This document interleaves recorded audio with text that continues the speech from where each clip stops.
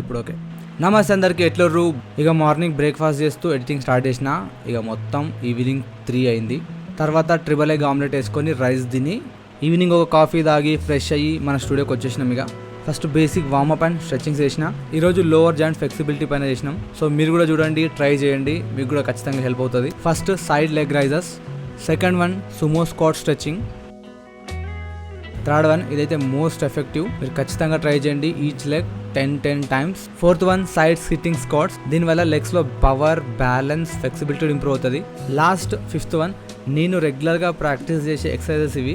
ఇక తర్వాత ఫస్ట్ ఒక రౌండ్ ఎయిర్లో కిక్స్ ప్రాక్టీస్ చేసిన.